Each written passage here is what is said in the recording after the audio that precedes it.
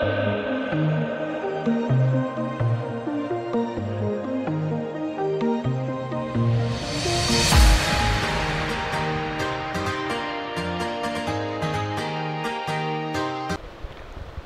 बच्चों, आज हम लोग सीखेंगे speed of transverse wave in a string, यानी कि एक स्ट्रिंग में जो वेव है उसका स्पीड कैसे कैलकुलेट करते हैं और वो कौन कौन से फैक्टर पे डिपेंड करता है।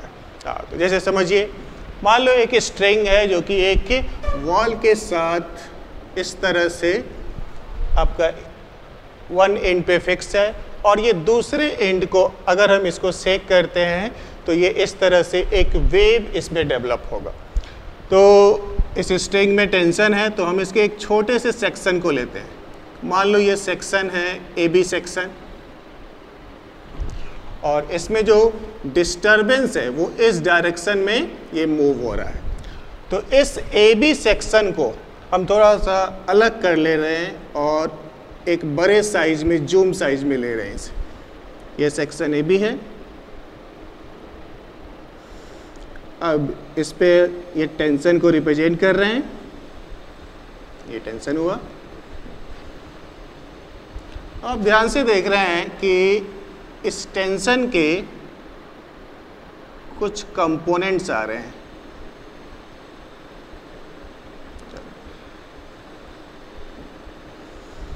चलिए, इस ए बी सेक्शन को हमने अलग कर लिया है और ये मान रहे हैं कि एक सर्कल का ये पार्ट है।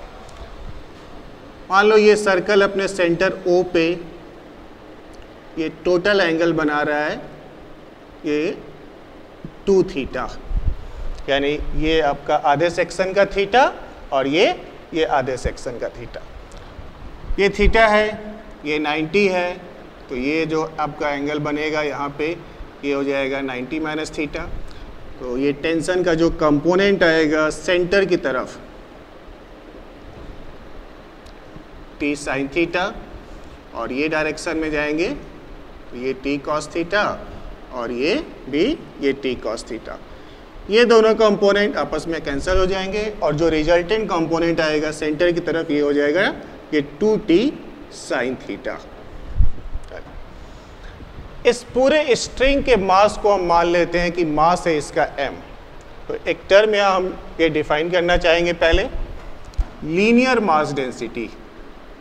लीनियर मास डेंसिटी जो रिप्रेजेंट किया जाएगा म्यू से। तो ये हम कह सकते हैं mass of a string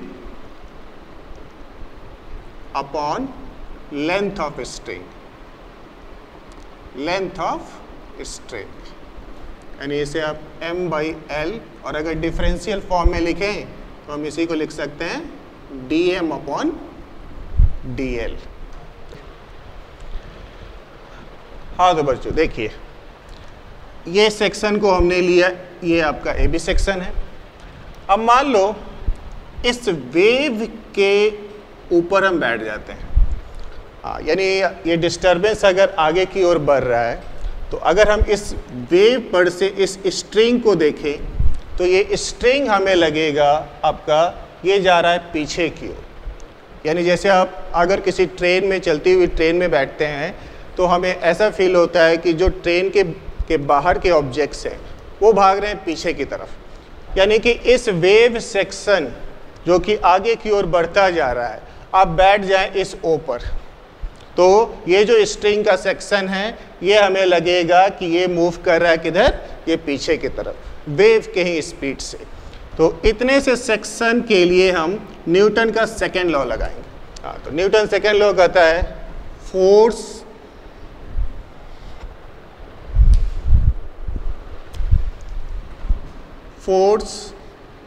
that is equal to mass into acceleration. यानी सेंट्रीपिटल फोर्स हो तो इस एक्सेलरेशन को भी लिखेंगे सेंट्रीपिटल एक्सेलरेशन। तो इसमें जो फोर्स सेंटर की तरफ आया है वो है हमारा 2t साइन थीटा। ये कितना, ये 2t साइन थीटा। अब इतने सेक्शन का हम लिखेंगे मास। तो इसका लीनियर मास डेंसिटी अगर हम म्यू लेते हैं तो इतने सेक्शन का हम लेंथ मान लेते हैं, ये है डेल्टा एल। तो अब इसका ये लिख सकते हैं मास म्यू इनटू डेल्टा एल, और सेंटीपिटल एक्सेलरेशन को हम लिख सकते हैं v square upon radius of curvature r, 2t sine theta, mu इस डेल्टा एल को लिखेंगे r, और जो सेंटर पे ये टोटल एंगल ये जो बना है ये है 2 थीटा, तो r into 2 theta v square upon r। अब चूंकि ये रस्सी का छोटा सा सेक्शन था ए बी और ये थीटा बहुत ही स्मॉल है, तो साइन थीटा को रिप्लेस किया जा सकता है ये थीटा से। तो ये हो गया 2t थीटा म्यू, ये दोनों r कैंसिल हो जाएंगे, 2 थीटा v स्क्वायर, यानी v square that is equal to t upon mu. तो velocity will be equal to root under t upon mu. यानी किसी भी स्ट्रिंग में जो वेव का स्पीड है वो डिपेंड कर रहा है उस स्ट्रिंग के टेंशन पे और उसके लीनियर मास डेंसिटी, यानी डायरेक्टली प्रोपोर्शनल है square root of the tension and inversely proportional है square root of linear mass density. अब इसमें एक जनरली जो स्टूडेंट्स को कंफ्यूजन होता है, ये वेव ट्रांसवर्स वेव है, तो जो रस्सी के पार्टिकल्स हैं, तो वेव अगर इस डायरेक्शन में मूव कर रहा है v स्पीड से, तो जो रस्सी के पार्टिकल्स है ये ऊपर नीचे आपका ये ऑसिलेट कर रहा है। तो ध्यान से देखिए, हमने डेरिवेशन में क्या किया है, एक छोटे से सेक्शन ए बी को अलग किया है और हम अपने आप को सेट करेंगे इसी आपके वेव के ऊपर। तो रस्सी का जो ये पार्ट है, स्ट्रिंग का जो ये पार्ट है, ये हमें लगेगा कि ये आपका मूव कर रहा है पीछे की तरफ। तो इस सेक्शन को हमने ये अलग करके इस पे फोर्सेस रिप्रेजेंट किए गए हैं, और with the help of Newton law we can derive that the speed depends on the tension and linear mass density। अब इसी डेरिवेशन को एक नए मेथड से भी देखेंगे। ज़्यादा ध्यान से देखिए वो मेथड कैसे है। चलिए अब देखिए कि स्पीड ऑफ द वेव एक नए तरीके से भी हम निकाल सकते हैं। हमने पहले आपको बताया था वेव का डिफरेंशियल इक्वेशन, तो उसी का हेल्प लेंगे हम, और साथ में न्यूटन सेकेंड लॉ। तो मान लीजिए कि इस रस्सी में वेव ये आपका ये मूव कर रहा है और वेव का स्पीड हम मान लेते हैं ये v है। तो रस्सी के एक छोटे से सेक्शन को लेते हैं ए बी सेक्शन। तो ए पॉइंट का पोजीशन है x, और चूंकि ये काफ़ी स्मॉल सेक्शन है डिफरेंशियल एलिमेंट लिया गया है, और इस b का जो पोजीशन है that is x plus D x. अब इस छोटे से सेक्शन को हम अलग कर रहे हैं, सेपरेट कर देते हैं। तो इस पे टेंशन ये फोर्स को दिखाया जा रहा है, तो जो कि टेंशन का डायरेक्शन ये टेंजेंशियल डायरेक्शन में गया है। तो ये टेंशन का जो वर्टिकल कंपोनेंट है नीचे की तरफ है, और ये टेंशन का जो हॉरिजॉन्टल कंपोनेंट है ये जो आपका वर्टिकल कंपोनेंट है ये आपका जाएगा ऊपर की तरफ। इन दोनों के हॉरिजॉन्टल कंपोनेंट जो हैं ये आपस में कैंसिल हो जाएंगे। तो मान लेते हैं जो यहाँ टेंजेंट खींचा जा रहा है ये पॉजिटिव एक्स एक्सिस के साथ जो एंगल बनाए हुए है ये θ2 है, और ये जो एंगल बनाए हुए है ये आपका ये θ1 है। तो वर्टिकल फोर्स जो है force that is equal to mass into vertical acceleration. तो वर्टिकल फोर्स को लिख रहे हैं T, और ये जो फोर्स आएगा dy अपॉन dx, ये किस पोजीशन पे x इक्वल टू ये x पे माइनस dy अपॉन dx, ये हो जाएगा x इक्वल टू ये x प्लस dx पे। ये जो वर्टिकल कंपोनेंट है इसमें लिखा तो जाता है साइन थीटा, लेकिन चूंकि साइन थीटा काफ़ी छोटा हो तो साइन थीटा को हम रिप्लेस कर सकते हैं ये टैन थीटा से, और स्लोप ऑफ द टेंजेंट को हम ये लिख सकते हैं ये dy बाई डी एक्स। चलिए तो t ये आपका vertical force d by D x को सेपरेट कर रहे हैं और ये टर्म को लिख सकते हैं dy upon D x. D x जो कि एक्स्ट्रा लाया गया है तो ये dx हो गया है। इस मास को हम लिख सकते हैं linear mass density mu into small length dx, और ये जो एक्सलेशन है that can be written as d2y upon dt square, क्योंकि ये पार्टिकल का एक्सलेशन है और ये लिख सकते हैं d2y अपॉन ये dt square. t d2y upon dx square into ये दोनों साइड से ये जो dx का टर्म है ये कैंसिल हो जाएंगे और equal to mu d2y upon dt square. t ये म्यू का टर्म इस साइड ला रहे हैं,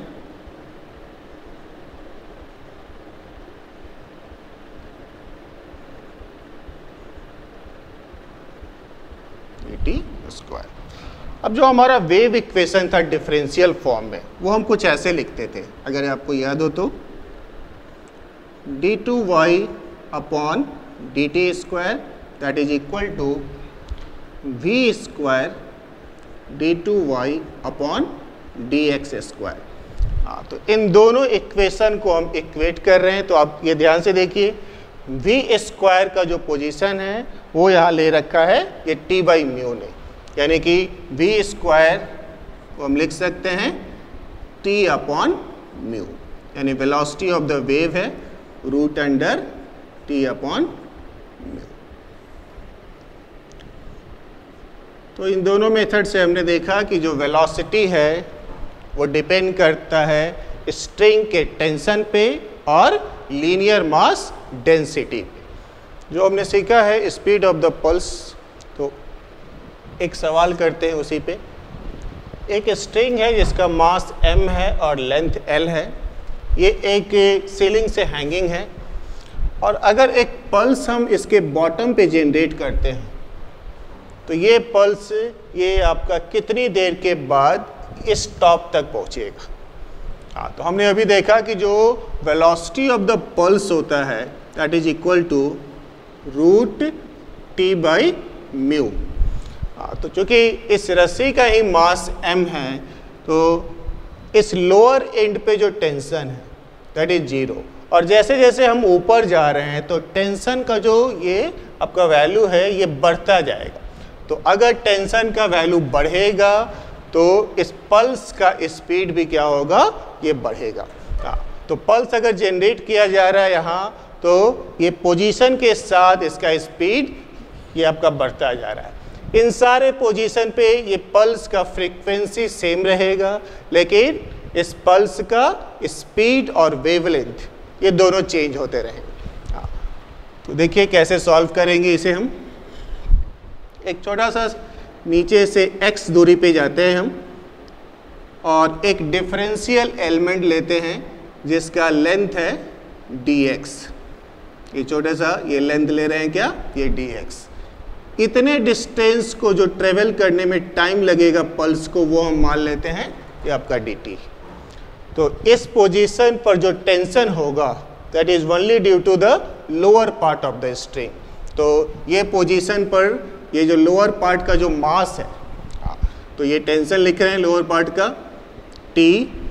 क्योंकि टोटल मास m है तो linear mass density m by ये l हो गया, और इस x लेंथ का जो टेंशन होगा m by l into x और इंटू ये g।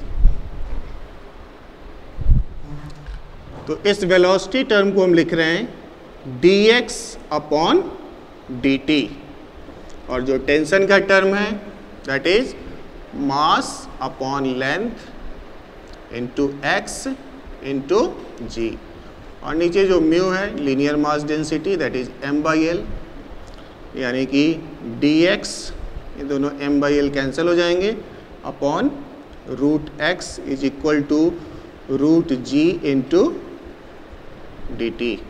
इसी टर्म को हम ये रस्सी के पूरे लेंथ के अक्रॉस इंटीग्रेट कर देंगे 0 to L, और ये 0 टाइम पे पल्स जनरेट हुआ था, ये T टाइम पे ये टॉप एंड पे पहुंचा है।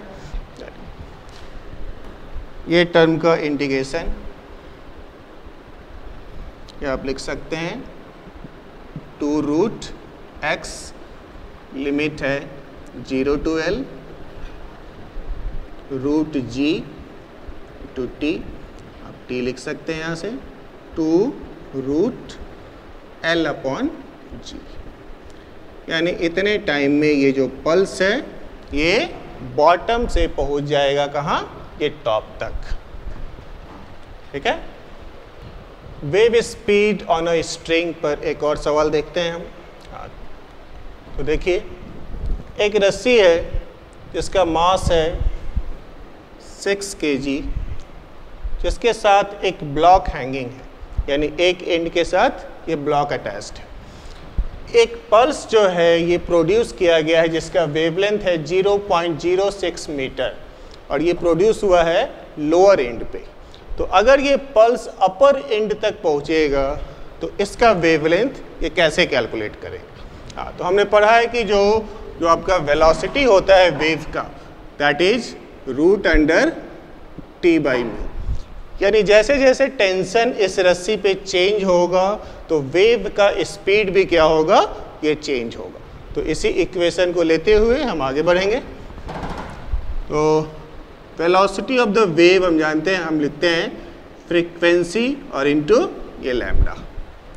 अब फ्रीक्वेंसी तो सोर्स की प्रॉपर्टी है, यानी कि इस पूरे स्ट्रिंग पर जो फ्रीक्वेंसी होगा ये सेम रहे, तो वेव का वेलोसिटी भी चेंज होगा और इसका वेवलेंथ भी चेंज होगा। तो फ्रीक्वेंसी को हम लिख सकते हैं वेलोसिटी अपॉन लैम्डा। तो ये फ्रीक्वेंसी अगर नहीं चेंज होना है, यानी v/λ का जो रेशियो है ये हमेशा कांस्टेंट रहेगा। तो इस लोअर एंड पे हम मान लेते हैं कि वेलोसिटी v1 है और वेवलेंथ ये λ1 है, और अपर एंड पे हम मान लेते हैं कि वेलोसिटी v2 है और वेवलेंथ ये λ2 है। तो हम ये लिख सकते हैं v1/λ1 is equal to v2/λ2। तो यहाँ से v2 निकल सकता है, सॉरी λ2 ये निकाला जा सकता है v2/v1 इंटू ये λ1। तो वेलोसिटी का जो इक्वेशन है दैट इज ये √T/μ। तो इस पोजीशन पे ये टेंशन मान लेते हैं T1 है, और इस पोजीशन पर जो टेंशन है ये T2 है। तो वेलोसिटी के फॉर्मूले पे रख रहे हैं √T2/μ अपॉन √T1/μ, और ये वेवलेंथ है ये λ1।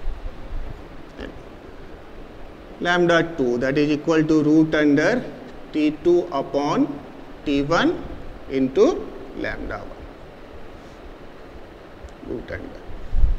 यहाँ जो टेंशन है इस पूरे लोड के वजह से है, यानी रस्सी का भी वजन और इस ब्लॉक का भी वजन।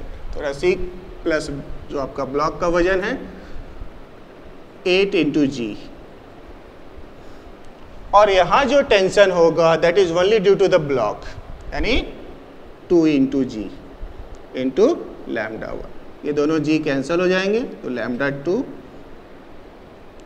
2 टाइम्स ऑफ λ1, 2 × λ1 दे रखा था सवाल ने 0.06 मीटर इक्वल टू 0.12 मीटर। यानी जैसे जैसे ये वेव ऊपर गया तो इसका वेलोसिटी बढ़ता गया, और इसी कारण से इसका वेवलेंथ भी जो था ये आपका बढ़ते बढ़ते ये पहुंच गया 0.12 मीटर। हाँ, तो बच्चों वेव में हम ये पढ़ चुके हैं कि वेव एक्चुअली है क्या। वेव में एनर्जी और मोमेंटम का ट्रांसफ़र होता है without any transfer of the matter. तो अब हम कैलकुलेट करना सीखेंगे वेव का एनर्जी।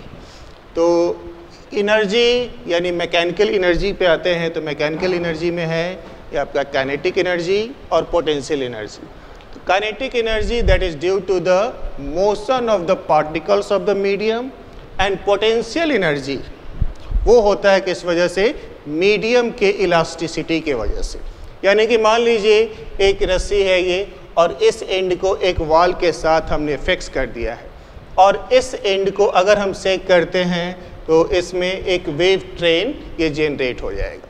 तो हमने जो अपना एनर्जी है वो इस पॉइंट को दिया है, और ये एनर्जी इस पूरे मीडियम में यानी इस पूरे स्ट्रिंग में इसके इलास्टिसिटी की वजह से इस डायरेक्शन में ये आपका ट्रांसफ़र होता जा रहा है। तो इसी एनर्जी को हम ये देखेंगे और ये बारी बारी से कैलकुलेट करेंगे, पहले काइनेटिक एनर्जी को और फिर ये पोटेंशियल एनर्जी को। तो पहले हम देख रहे हैं काइनेटिक एनर्जी।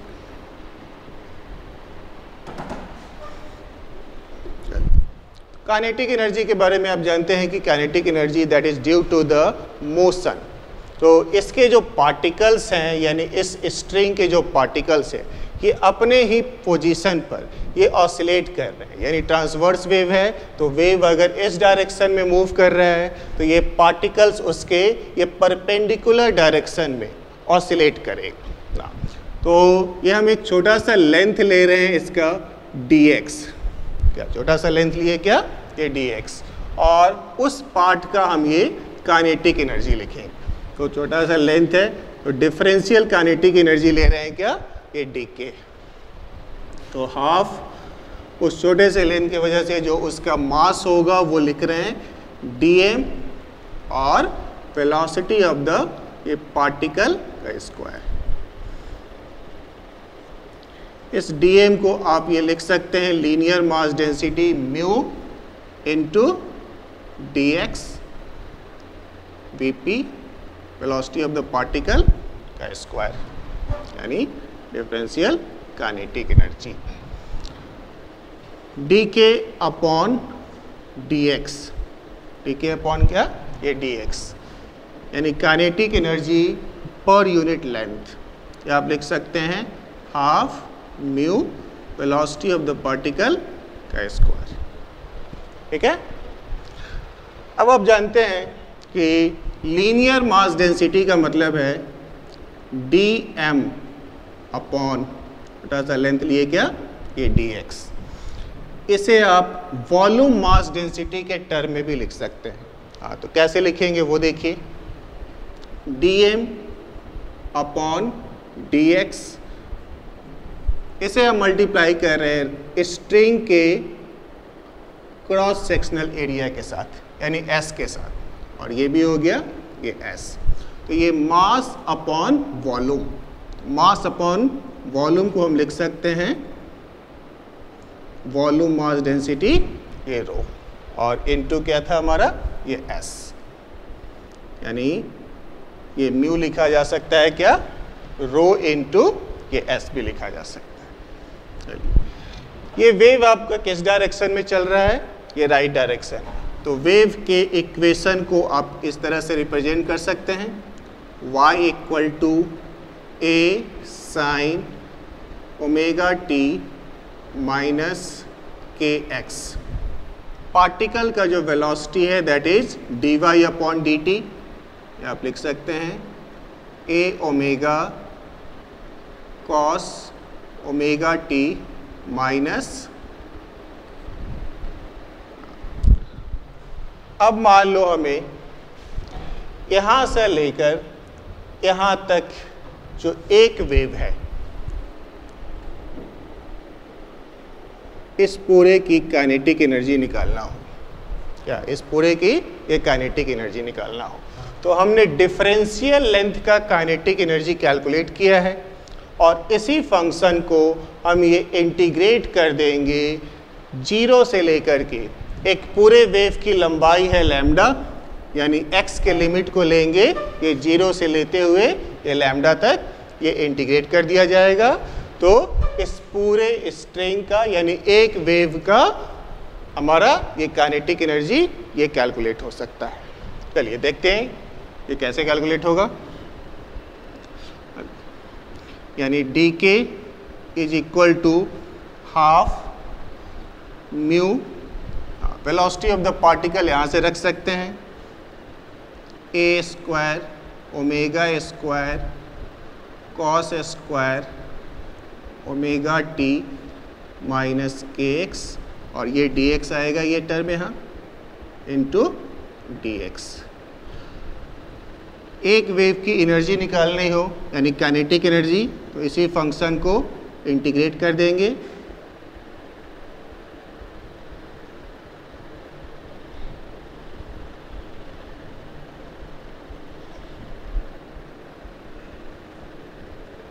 और इस तरह से इस पूरे एक वेव का जो काइनेटिक एनर्जी है ये कैलकुलेट ये किया जा सकता है। क्यों? ये म्यू लीनियर मास डेंसिटी है, और इस लीनियर मास डेंसिटी को हम लिखने जा रहे हैं वॉल्यूम मास डेंसिटी के रूप में, यानी कि आप ये लिख सकते हैं हाफ रो, ये आपका क्रॉस सेक्शनल एरिया एस, और इनटू ये है वेलोसिटी ऑफ द पार्टिकल, जो हम लिख सकते हैं D Y upon D T का ए स्क्वायर। ये एस टर्म को ला रहे हैं नीचे, तो ये हम लिख सकते हैं D K upon D x था, ये D K upon D X into S that is equal to half rho D Y upon D T का स्क्वायर। ये length into area that is volume, differential volume, so we can write dk upon dv half rho dy upon dt square. ये term हमारा कहलाता है kinetic energy density. Kinetic energy density यानी energy पर unit volume. So we can write it half rho D Y upon D T square. इस term को याद रखना है हमें, आगे यूज करेंगे इसे। तो हमने देखा काइनेटिक एनर्जी को, और अब हम कैलकुलेट करना सीखेंगे कि पोटेंशियल एनर्जी कैसे निकालते हैं। तो इस स्ट्रिंग में जब वेव प्रोपेगेट करना शुरू होता है, तो चूँकि ये स्ट्रिंग इलास्टिक नेचर का है, तो इसके लेंथ में ये चेंजेज आएंगे, और वो changes that is due to the tension in the string. तो इसी टेंशन के वर्क करने के कारण, इसी टेंशन के वर्क करने के कारण इस स्ट्रिंग में एक एनर्जी आएगा, और वो एनर्जी ही कहते हैं इलास्टिक पोटेंशियल एनर्जी। तो देखते हैं कैसे कैलकुलेट करेंगे इसे, पोटेंशियल एनर्जी। एक छोटे से मैथमेटिक्स के सेक्शन को देखते हैं हम। स्ट्रिंग के एक छोटे से लेंथ को कंसीडर करते हैं और इसे यहाँ सेपरेट कर लेते हैं। मान लो स्ट्रिंग का जो ये लेंथ था, ओरिजिनल लेंथ था dx, और इस टेंशन के वजह से इसका नया लेंथ हो गया है ds, और जो कि ये स्ट्रिंग मूव किया है ऊपर की ओर, और ये लेंथ ले रहे हैं हम dy। तो पाइथागोरस थ्योरम से आप ये लिख सकते हैं ds square that is equal to dx square plus dy square.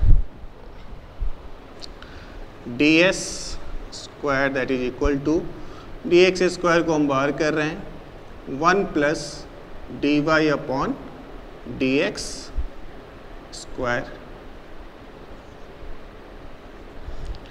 ds is equal to, ये साइड स्क्वायर रूट आ जाएंगे, dx 1 plus dy upon dx square 1/2, और ds is equal to dx 1 plus, इसे हम बाइनोमियल एक्सपेंशन से expand करेंगे, तो ऊपर के हायर पावर वाले टर्म को नेग्लेक्ट करेंगे, और ये लिखा जा सकता है 1/2 dy अपॉन dx स्क्वायर।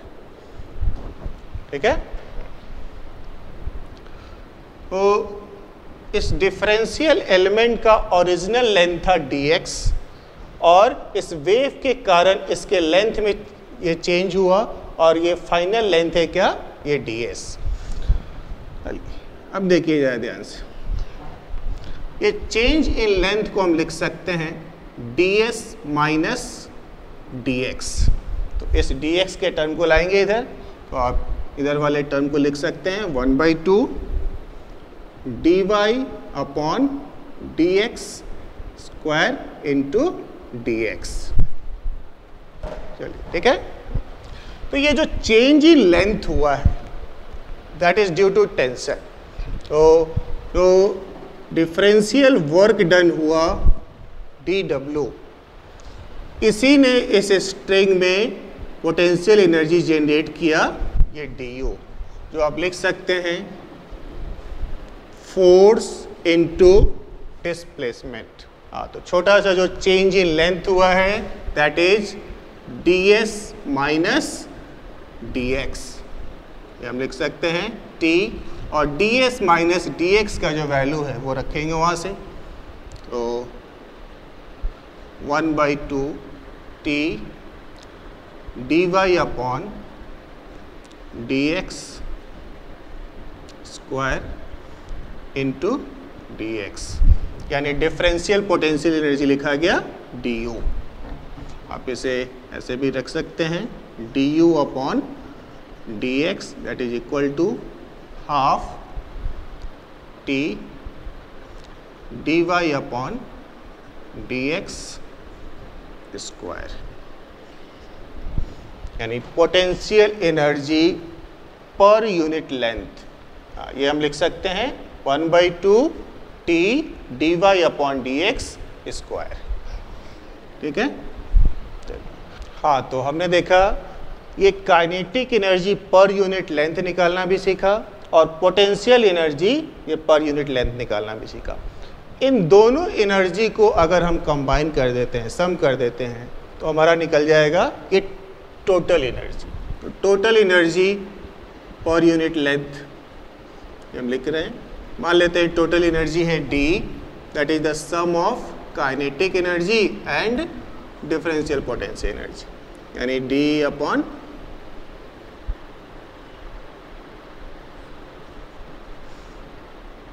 तो dk अपॉन dx का जो वैल्यू है ये हमारा हाफ म्यू, ये dy बाई dt का वैल्यू हम इस वैल्यू से रखेंगे। तो क्या रख सकते हैं dy by dt a square omega square cos square omega t minus kx। अब इसी के साथ ये पोटेंशियल एनर्जी पर यूनिट लेंथ भी लिखेंगे, half t dy by dx का वैल्यू रखेंगे यहाँ से a square k square cos square omega t minus kx। इन दोनों को सम अप करेंगे तो टोटल एनर्जी ये पर यूनिट लेंथ निकलेगा हमारा। हम जानते हैं कि कोई भी वेव स्पीड जो स्ट्रिंग में होता है वो हम लिखते थे root under t upon mu. तो इस t को हम रिप्लेस कर सकते हैं यहाँ से, देखिए half mu a square omega square cos square omega t minus kx plus ये एनर्जी हाफ, इस ये t की जगह पे रख सकते हैं वहाँ से म्यू इंटू वी स्क्वायर, ये v है velocity of the wave, a square k square cos square omega t minus kx। Velocity of the wave पिछले क्लास का याद हो तो हम ये ओमेगा बाई k भी लिखते हैं। तो वेलोसिटी ऑफ द वेव को अगर आप ओमेगा बाई k से लिख रहे हैं तो half mu a square omega square cos square omega t minus kx plus इस वेलोसिटी ऑफ द वेव को लिखेंगे ओमेगा स्क्वायर अपॉन के स्क्वायर। तो ये के स्क्वायर कैंसिल हो जाएगा और हम लिख सकते हैं इसे हाफ म्यू ए square omega square cos square omega T minus K X. यहाँ जरा एक आपका ध्यान देने वाली बात है, ये था काइनेटिक एनर्जी पर यूनिट लेंथ और ये था पोटेंशियल एनर्जी पर यूनिट लेंथ। और इस इक्वेशन में हम ये देख रहे हैं कि ये दोनों बराबर है। क्या ये दोनों क्या है? ये आपका बराबर है, यानी जितना काइनेटिक एनर्जी पर यूनिट लेंथ है उतना ही हमारा ये पोटेंशियल एनर्जी ये पर यूनिट लेंथ है हमारा। तो अगर इन दोनों को कंबाइन करते हैं तो हमारा टोटल एनर्जी निकल सकता है, that is equal to mu A square omega square cos square omega T minus K X. ये है टोटल एनर्जी पर यूनिट लेंथ। अब आपने एक टर्म हमने कैलकुलेट करना सिखाया था, इस कॉस स्क्वायर का एवरेज वैल्यू। तो यानी कि एक पूरे साइकिल में जो कॉस स्क्वायर या साइन स्क्वायर फंक्शन का ये जो एवरेज वैल्यू है ये है आपका 1/2। तो यानी कि एवरेज टोटल एनर्जी पर यूनिट लेंथ ये हम कैलकुलेट करेंगे। तो हमारा एवरेज जो टोटल एनर्जी पर यूनिट लेंथ का एवरेज वैल्यू जो है, तो इस कॉस स्क्वायर के जगह पे हम रखेंगे 1/2 म्यू ए स्क्वायर ओमेगा स्क्वायर। ये है हमारा एवरेज टोटल एनर्जी पर यूनिट लेंथ। एक बार फिर से देखिए कि काइनेटिक एनर्जी पर यूनिट लेंथ और पोटेंशियल एनर्जी पर यूनिट लेंथ ये दोनों बराबर हैं और ये दोनों फंक्शन ये है आपका सेम कॉस स्क्वायर के रूप में। तो ज़रा इस टर्म को ध्यान से समझिए, यानी कि इस वेव में जिस समय काइनेटिक एनर्जी अपने मैक्सिमम पे पहुंचेगा, क्या जिस समय काइनेटिक एनर्जी अपने मैक्सिमम वैल्यू पे पहुंचेगा ठीक उसी समय ये पोटेंशियल एनर्जी भी अपने मैक्सिमम पे होगा। ऐसा एसएचएम में नहीं होता था। एसएचएम में क्या था कि जब काइनेटिक एनर्जी मैक्सिमम था वहाँ पोटेंशियल एनर्जी मिनिमम होता था। लेकिन वेव फंक्शन यानी प्लेन प्रोग्रेसिव वेव में क्या है कि जिस समय काइनेटिक एनर्जी ये मैक्सिमम पे पहुंचा है उसी समय पोटेंशियल एनर्जी भी अपने ये मैक्सिमम पे पहुंच चुका होगा। तो ये दोनों फंक्शन ये कॉस स्क्वायर में ही रहने के कारण, यानी कि अगर हम इस एंड को सेक कर रहे हैं तो अपना एनर्जी इस एंड को दे रहे हैं, तो ये जो एनर्जी है इस तरह से प्रोपगेट करेगा। तो अगर हम ये सेक करना बंद कर देंगे, इस एंड को ये एनर्जी देना बंद कर देंगे, तो एनर्जी का जो प्रोपगेशन है ये बंद हो जाएगा। तो ये काइनेटिक एनर्जी भी आपका ये पर यूनिट लेंथ ये भी कॉस में है और ये पोटेंशियल एनर्जी पर यूनिट लेंथ आपका ये भी कॉस में। तो अगर हम किसी ये छोटे से सेक्शन का एनर्जी अगर हम निकालना चाहें तो इस इक्वेशन को हम यूज़ कर सकते हैं। मान लो ये डी चाहिए, यानी पर यूनिट लेंथ नहीं चाहिए, हमें उस सेक्शन का एनर्जी ही निकालना है। तो ये हम लिख सकते हैं म्यू ए square omega square cos square omega T minus K X into D X. और जितने सेक्शन का एनर्जी चाहिए होगा इस फंक्शन को उस लिमिट के अक्रॉस इंटीग्रेट कर दिया जाएगा।